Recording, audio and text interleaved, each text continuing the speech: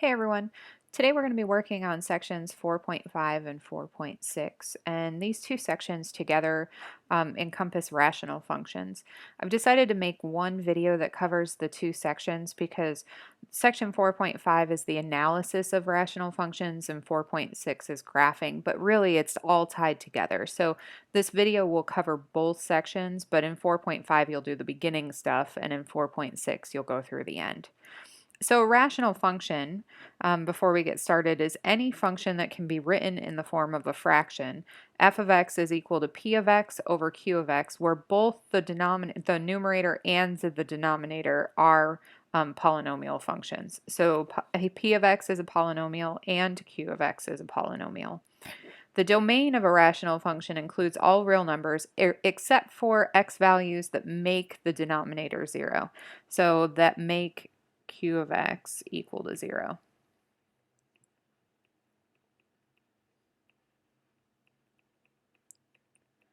So anything that makes the denominator equal to 0 is excluded.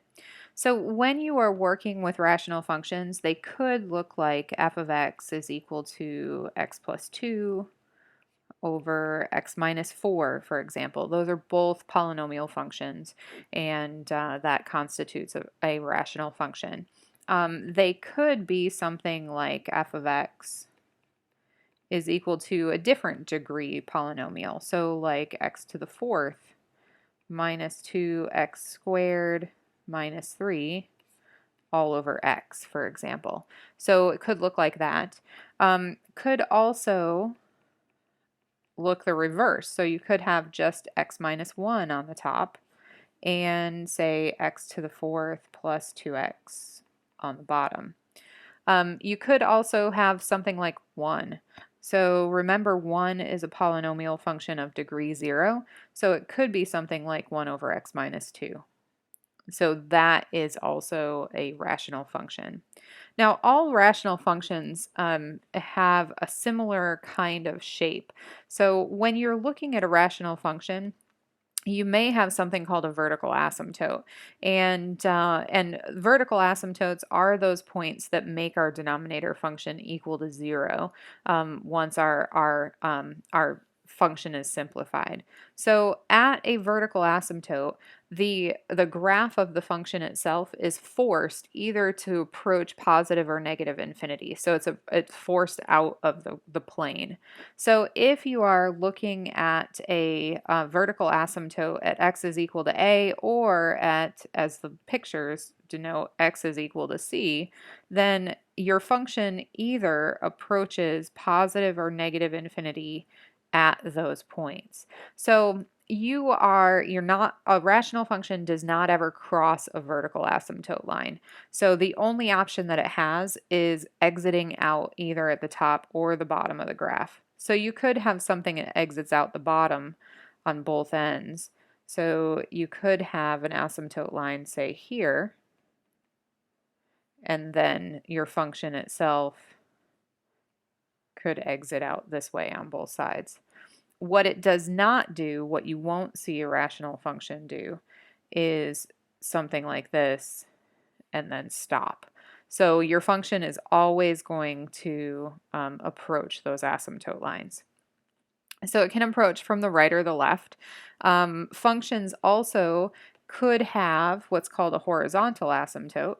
Horizontal asymptotes are lines that they approach in the extremes. So as the function itself approaches positive or negative infinity, the function may approach a horizontal asymptote line at y is equal to L. So this function would approach it going toward negative infinity, while this function approach it going toward a positive infinity. So functions may cross a horizontal asymptote.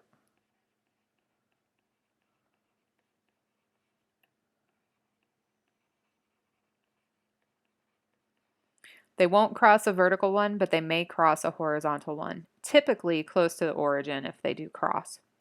So if you are looking for the vertical and horizontal asymptotes of a rational function, where the function f of x is equal to p of x over q of x, for vertical asymptotes, First, we simplify the rational function, and then we set the denominator equal to 0 and solve for x. So this first part, simplifying the rational function, is very important. If you have a factor that cancels out in that simplification process, top and bottom, that actually turns into a hole in the graph instead of an asymptote. So we simplify the rational function and then set the denominator equal to 0. Now, to find a horizontal asymptote of f of x, we compare the degrees of the numerator function and the denominator function. So if I am looking at the numerator and the denominator, when n, the degree of the numerator, is less than the degree of the denominator, then we have y equals 0 as a horizontal asymptote of the graph. So by the degrees, I mean if our function f of x is equal to x plus 2 over x squared minus 5, for example, degree on the top is equal to 1. Degree on the bottom is equal to 2. So we look at the degree of the numerator, we look at the degree of the denominator. For this author, the denominator degree is notated as m. So here n is less than n is 1, m is equal to 2, so our numerator is less than our denominator, and we have a horizontal asymptote of y equals 0. Now, if the degrees of are the same, then our horizontal asymptote is a ratio of our leading coefficients. So for example, if I have f of x equal to 2x plus 1 over 3x minus 1, here n is equal to 1, m is equal to 1, the degree of our numerator and the degree of our denominator. Since they're both the same, I make a ratio of the leading coefficients. So y is equal to the leading coefficient from the top, leading coefficient from the bottom, and I get y is equal to 2/3 for my horizontal asymptote. If my degree of my numerator is greater than the degree of the denominator, we don't have a horizontal asymptote. So for example, f of x is equal to x cubed minus 1 divided by x plus 4, we have no horizontal asymptote. Degree of the numerator here is 3. Degree of the denominator is 1. There will be a special case that we'll discuss in a moment, but if it's a higher degree, no horizontal asymptote. Now, if I want to find the domain, vertical, and horizontal asymptotes of each of these functions, we'll go through them one by one. Domain, when we start, domain, to find that, I set my denominator equal to 0.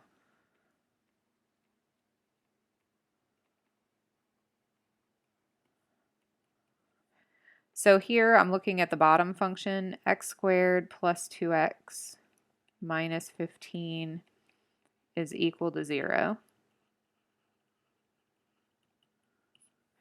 Factoring that, factors 15, 5, and 3, so x plus 5, x minus 3 is equal to 0. I get x is equal to negative 5 from the first one. X is equal to 3. So these are the numbers that are not in my domain. If I am looking at putting it in interval notation, negative infinity to negative 5, negative 5 to 3, that gives me the region in between them, and 3 to infinity. All right, so our next step is vertical asymptotes. So when I'm looking for the vertical asymptotes, I simplify the function. Then set the denominator equal to 0. The denominator.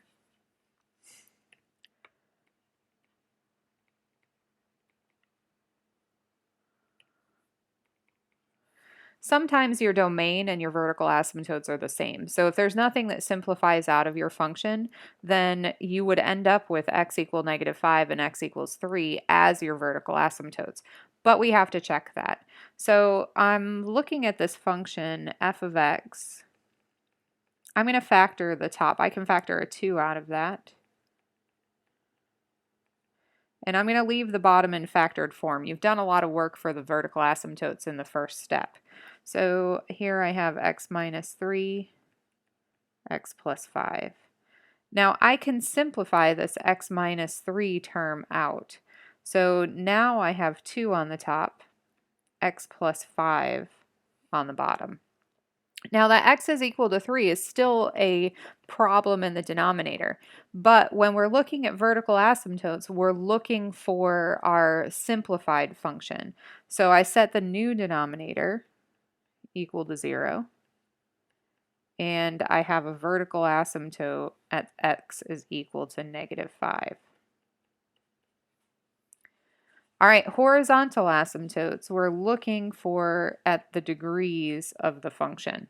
Now, it doesn't matter if you use the original function or the simplified function. Your ratio is going to end up the same because you've only canceled factors. So if we're looking at the original, for example, then n is equal to 1, m is equal to 2. My numerator is less than my denominator, so my rule is that I have y is equal to 0.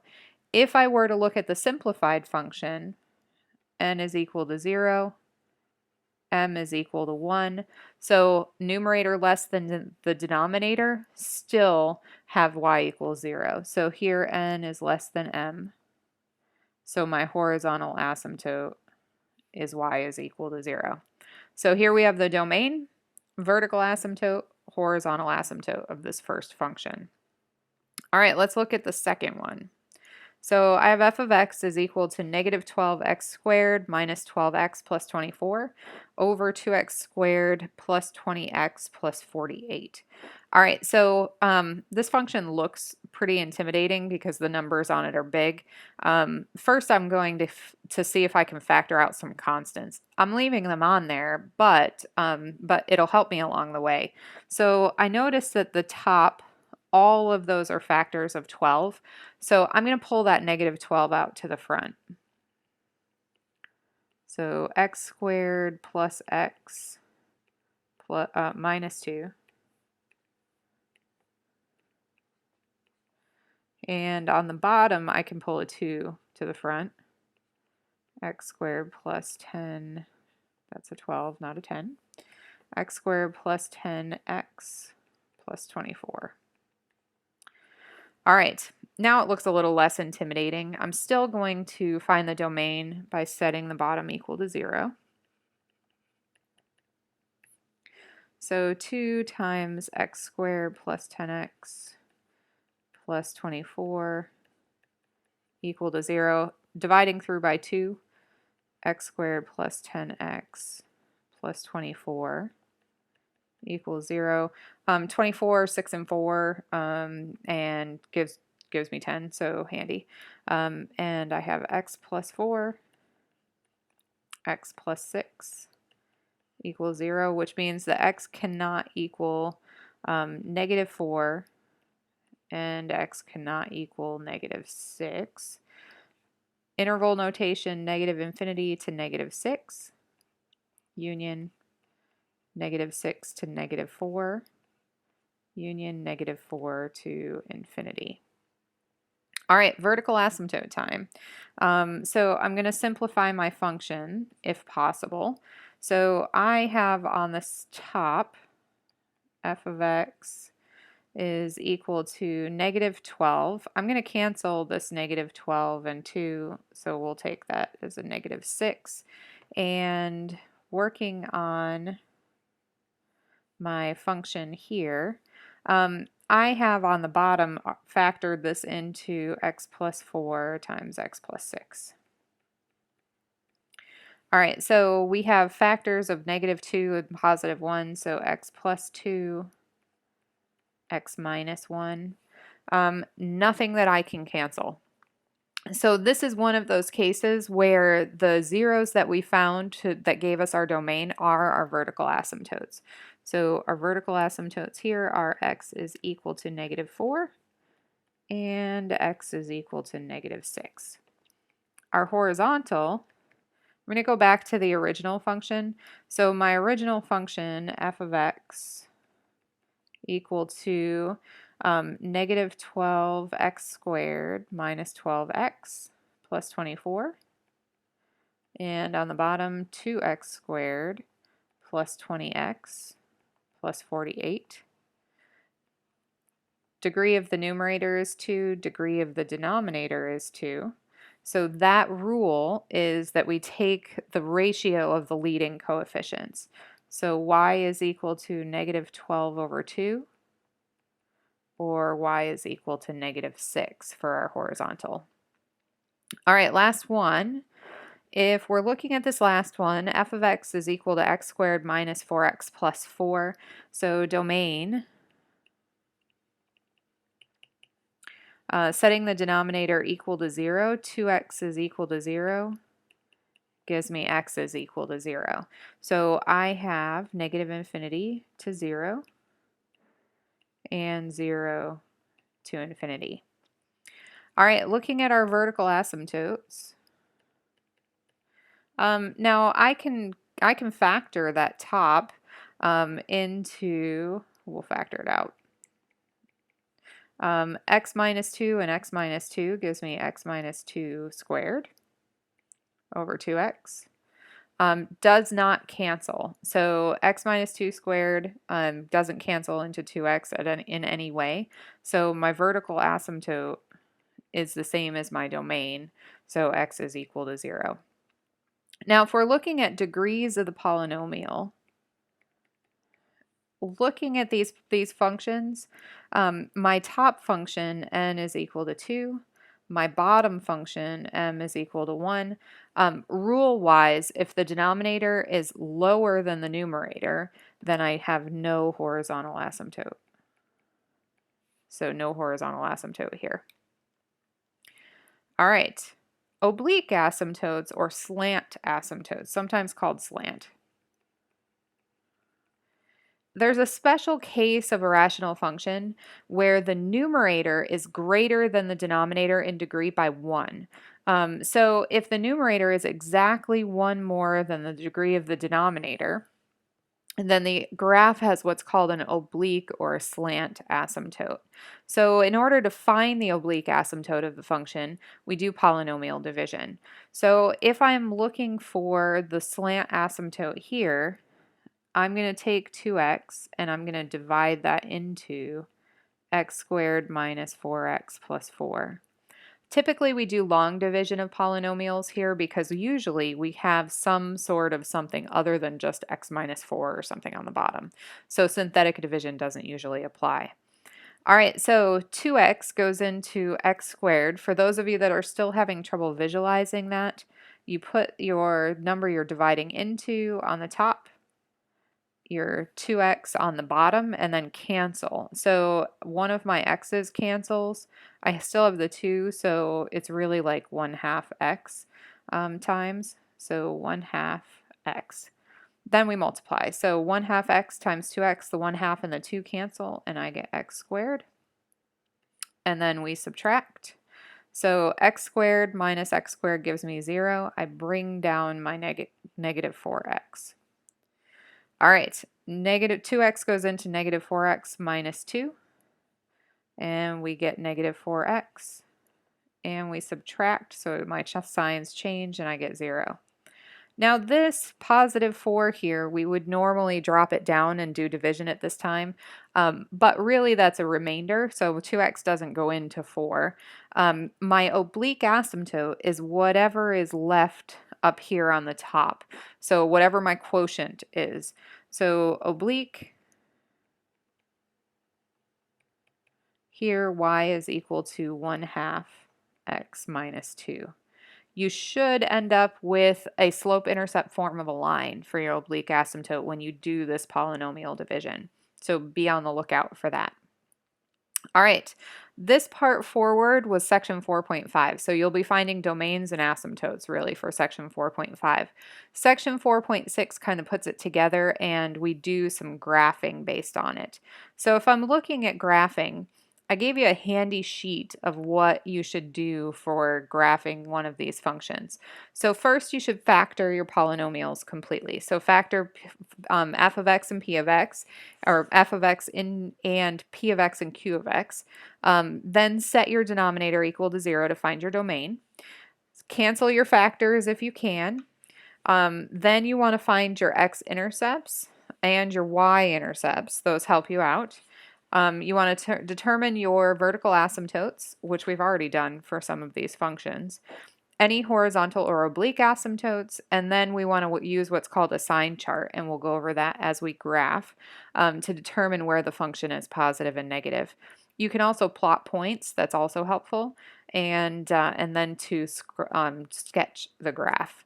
Now, as a reminder, graphs of rational functions will never cross a vertical asymptote, but they may cross a horizontal. So if we want to graph that first function, 2x minus 6 over x squared plus 2x minus 15, remember that that factored into 2 times x minus 3 and x plus 5 times x minus 3. So just recall, and we simplified that into 2 over x plus 5. So the graph itself is going to act like the graph of 2 over x plus 5, but it's still not defined at x is equal to 3. So remember, we found this as our domain.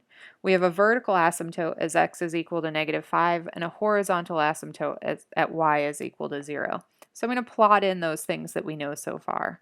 So horizontal asymptote at y is equal to 0. Remember, we can cross that one, it's used for shaping, and a vertical asymptote at x is equal to negative 5.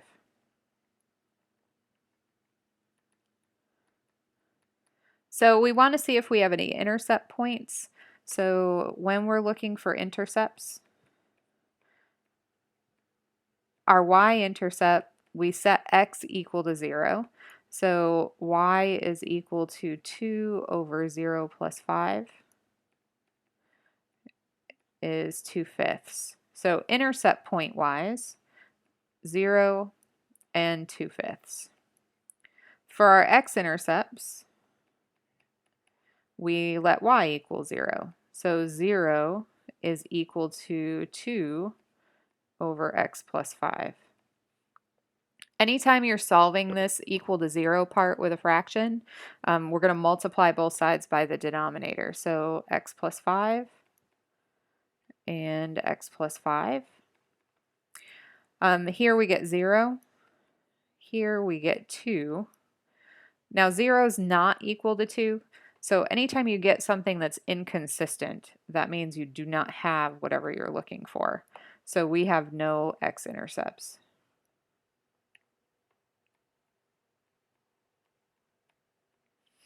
So we have a y-intercept at 0, 2/5. And no x-intercepts. So I'm going to plot 0, 2/5 on here. It's right about here. And no x-intercepts. Now, as far as a sign chart, we've done all of the pieces except to really kind of figure out where this is. Now, remember that when you're looking at a rational function, if you have asymptote lines, the function is going to be forced to do something at those asymptote lines. So we've got asymptote line at negative 5 here. So x is equal to negative 5 as our asymptote. We also have our functions not defined at 3. So I'm going to leave myself kind of an x here at 3 just because I want to make sure I remember that it's not defined there. Anywhere you're not defined, you're going to end up with an open circle. So really, my choices here, the function is either going to go like this, because that horizontal asymptote is used for shaping, or it's going to go like this, and it look this way. It's either going to be down here, go like this, or it's going to be up here and go like this. The easiest way to determine where it is to use a sign chart. So by a sign chart, I mean, I'm going to take any of my x-intercepts and my undefined points or asymptotes, and I'm going to put them on a number line. So at negative 5, I have an asymptote. So that's on my number line. At 3, I have an undefined point. So that's on my number line. Now, I would have any x-intercepts also on my line, but I don't have any x-intercepts for this particular function, so we don't have to put those on there. Now, what I need to determine, given the sign chart,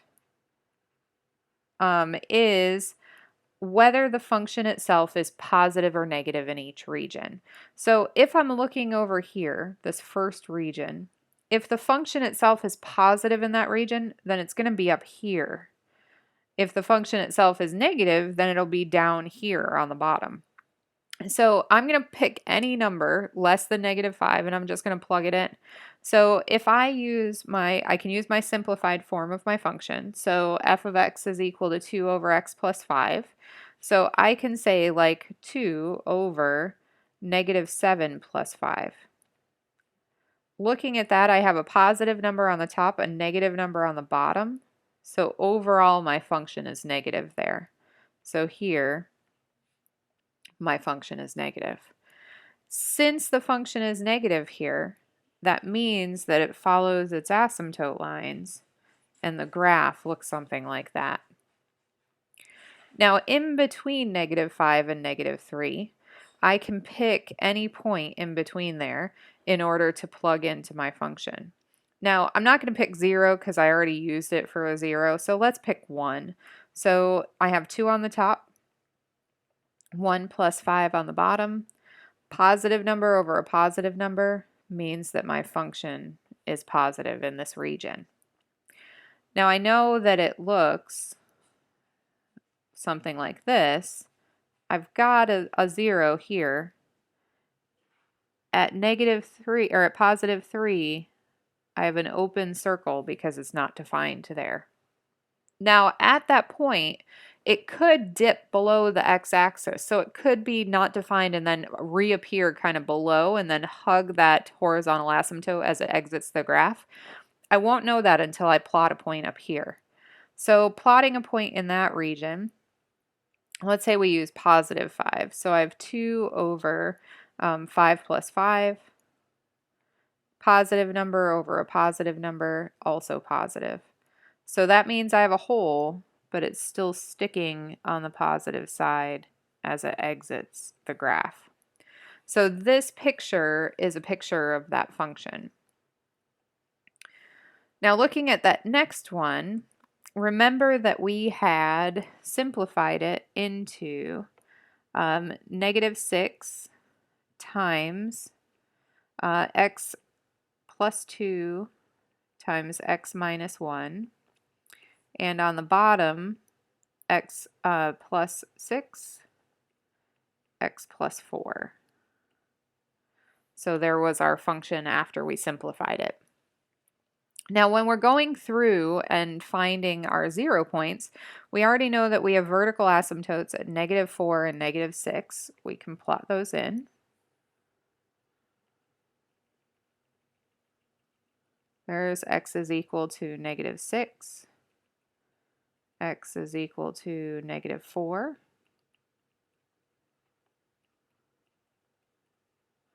And we have a horizontal one way up at y is equal to, actually, I'm sorry, it's y is equal to -6, isn't it? Yep.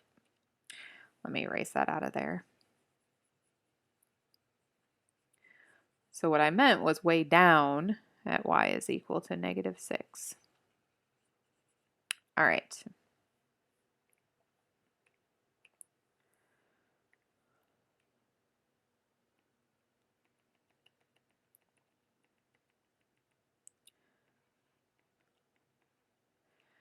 All right, now let's find some points on this function.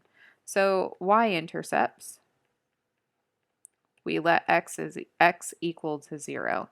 So these, y is equal to -6, 0 plus 2, 0 minus 1, 0 plus 6, 0 plus 4. All right, simplifying it, -6 times 2 gives me -12 times -1 gives me positive 12 on the top. On the bottom, 6 times 4, 24. So my y-intercept is at a half. And I can plot that in at 0 and 1/2. All right, my x-intercepts, 0 is equal to -6 times x plus 2, x minus 1, over x plus 6, x plus 4, multiplying by my denominator.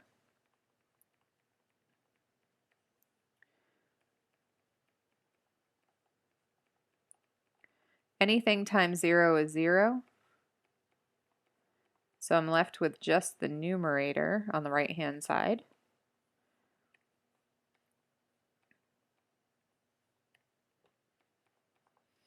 Dividing by -6, I get 0 is equal to x plus 2 times x minus 1, which means x is equal to -2 and x is equal to 1 for my intercept points. So at -2, we have an x-intercept, and at +1, we have an x-intercept. All right.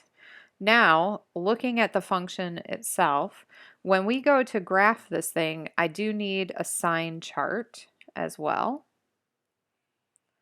I'm putting all of my intercept points on here. I'm putting all of my vertical asymptotes or places where it's undefined. So it's undefined at -6, undefined at -4, zeros at -2, 0 at +1. So those are the four points we have, which means we need to check 5 regions for sign. All right, less than -6. So I'm going to try out -7. I'm going to use the factored form of my function. So -6 times -7 plus 2, -7 minus 1. On the bottom, -7 plus 6, -7 minus 4. Okay. Negative sign. So I have a negative on the top from -6. -7 plus 2, also negative. I don't care what value this is going to put out. What I care about is the sign. -7 minus 1, also negative. On the bottom, -7 plus 6, negative, -7 minus 4, negative. So I end up with a negative on the top because 3 negatives is negative. End up with a positive on the bottom. 2 negatives give me positive. So overall, my sign is negative here. Function-wise, looks like this. Shaped by my asymptote lines, negative function here. Between -6 and -4, I'm going to try out -5. So looking at the signs, if I were to plug -5 instead of -7, I would end up with a negative from -6. In this part here, also negative.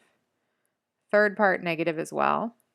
Down on the bottom, this one would be positive because -5 here would make this positive. Second one would be negative though.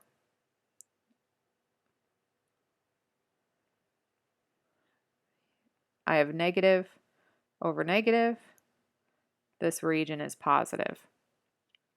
All right, between these two asymptote lines, the function is positive.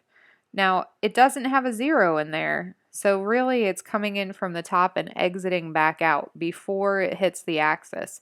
Looks like a little parabola in there. Between -4 and -2, so I'm talking about this region. Now the function can cross this horizontal asymptote, so it could come in like this, or it could come in here, touch that, and turn around. Less likely. All right, -4 and -2 are signs here. If I'm plugging it in here, I get -6, so that's negative. I'm using -3. -3 plus 2, also negative. -3 minus 1, also negative. -3 plus 6, positive. -3 plus 4, positive. So here I have a negative on the top, positive on the bottom, means I'm negative overall. We cross that line and we come to this point. Now what we probably do up here is do something like this. But I'm going to use the sign chart to make sure. So I'm guessing it's going to be something like this, and then we approach this asymptote line as we get to extreme values. I'm going to use, we already have the 0 in here. I'm going to use -1 in here. So if we're plugging in -1, I have negative on the top, -1 positive, -1 negative. So the whole top is positive, 2 negatives. I have positive and positive on the bottom, so we have positive, so all together positive in this region. And the last region is when we have numbers that are big. So here we have -6 gives me a negative on the top. And we have a negative here, or a positive here, and a negative positive here. So positive and positive. Say we use 5, for example. On the bottom, positive plus positive, always positive, means that overall we're negative from that one, -6. So we come down and we're going to exit out the graph following that asymptote line. All right, lots to work on here. Please let me know if you have any questions. Please watch also the small videos that are embedded into my labs. And I will have office hours, and you can also set up an individual appointment with me. Have a great day.